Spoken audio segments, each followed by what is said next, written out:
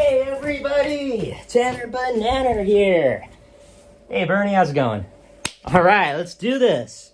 So today I want to talk to y'all about sizing up your schoolie, figuring out the space you have before you commit to your own ideas in your head too much.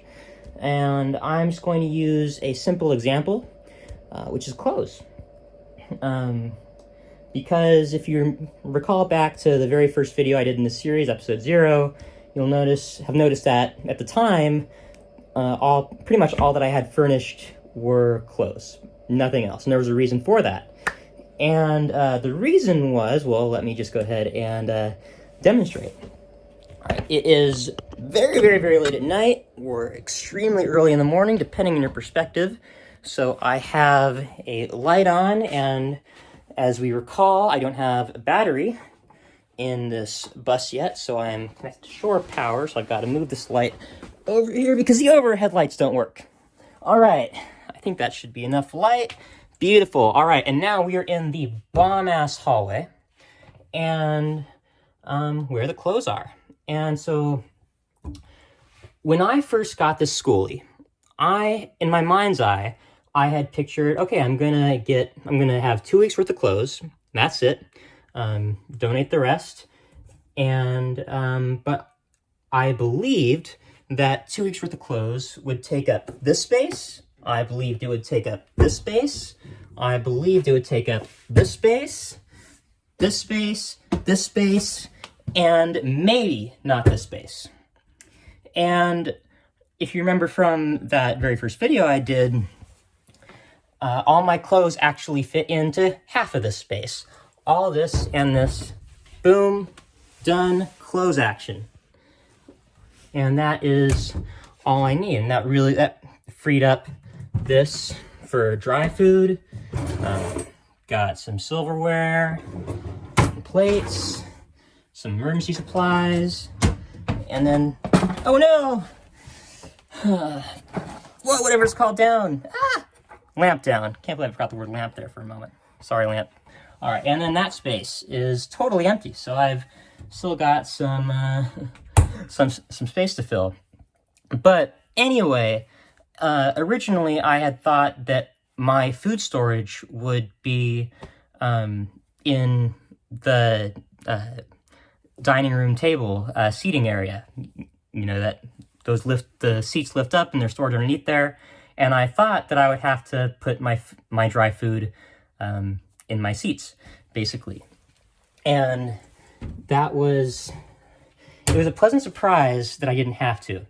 And I don't want to project my own thoughts, personality, whatever you want to call it, onto others. But personally, what I do with things is I like to underpromise and overdeliver to myself. And so the worst case scenario is always the scenario that plays out in my mind, and so I'm never really that disappointed by the end result. And more often than not, going about things that way, I'm very, very pleased. And the reason I mention that in relation to the clothes is that if I had decided, yes, the food storage is going to be in the dining room seating area, all these are going to be closed. If I had committed to that and I had set on that path, then I'd be living a more restricted schoolie lifestyle than I actually have to. I'm glad to be wrong. And yeah, that's all I want to say. Sometimes it's a really good idea to prove yourself wrong and enjoy being wrong, because because of all that extra space I have in the dining room now that I'm not having to allocate to food, that can be office supplies, that can be a printer, that can be any number of things, arts and crafts, I don't know. Point is, I'm not as restricted as I thought I was the day I actually bought the schoolie. And that's a great thing. And yeah, just don't let yourself get caught up in the negatives. That's something that's really, really, really, really, really easy to do when you make a massive change in your life. It's easy when the climb that you have to make is so high.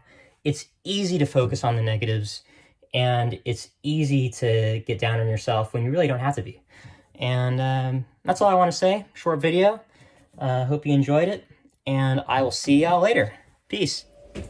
Hey, everybody! Bernie down! Bernie down! No, can't have that. All right. Bernie, no! Sorry, Bernie.